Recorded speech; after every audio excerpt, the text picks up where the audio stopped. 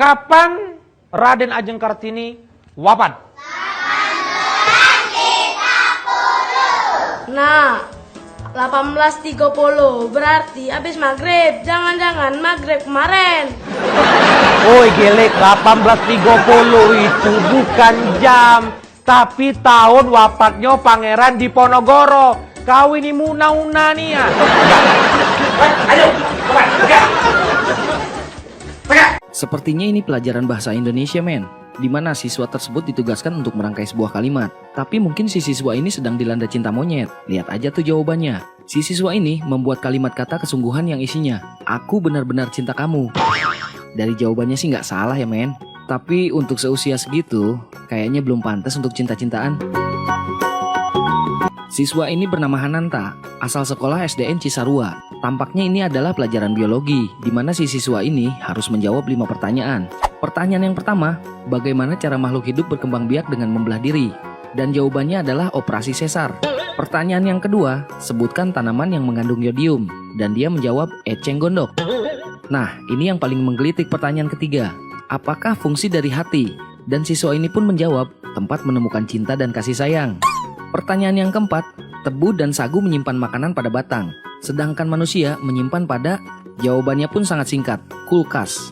Yang terakhir, apa yang dimaksud dengan mamalia? Siswa ini menjawab, ibu dari seorang anak yang bernama Lia. Siswa ini ditugaskan gurunya untuk menjawab 3 soal pelajaran IPA yang berkaitan dengan renang gaya bebas. Pertanyaan pertama, siswa ini harus menjelaskan posisi badan. Dia pun menjawab dengan penjelasan. Kalau posisi badan berenang dengan gaya bebas, maksudnya berenang tanpa memikirkan apapun termasuk mantan. Jawaban yang kedua, gerakan lengan. Siswa ini menjawab dengan menjelaskan, lengan diayun seakan-akan terlepas dari bayangan mantan. Nah, jawaban yang ketiga, si siswa ini menjelaskan soal pernapasan. Siswa ini menjawab dengan menjelaskan, atur pernapasan ketika lihat mantan bahagia dengan orang lain. Tampaknya siswa ini baru putus dari cinta monyetnya nih, men. Kalau ini sepertinya pelajaran kesenian, men, di mana si siswa harus melengkapi nyanyian pelangi yang diciptakan oleh A.T. Mahmud ini. Langsung aja deh dibacakan, dan sepertinya harus sambil bernyanyi nih. Pelangi-pelangi, alangkah indahmu, merah kuning hijau di langit yang biru. Pelukismu agung, siapa gerangan, pelangi-pelangi, ciptaan A.T. Mahmud. Ternyata si siswa ini mengacu pada lembar kertas tersebut, men, di mana lagu Pelangi ini diciptakan oleh A.T. Mahmud.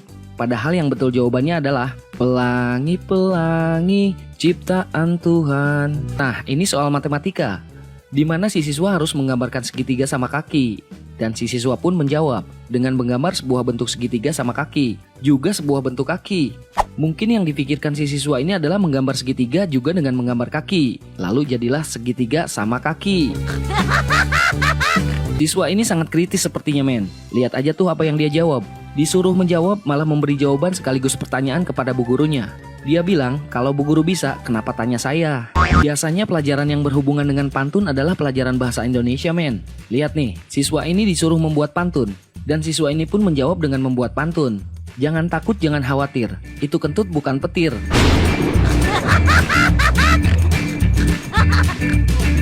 Dari lembar jawabannya sih sepertinya siswa ini asal Malaysia, men, yang harus menjawab soal tata boga, di mana si siswa harus mengisi soal tentang membuat resep goreng pisang. Dan dengan lugas, si siswa ini menjawab, bahan-bahan adalah pisang.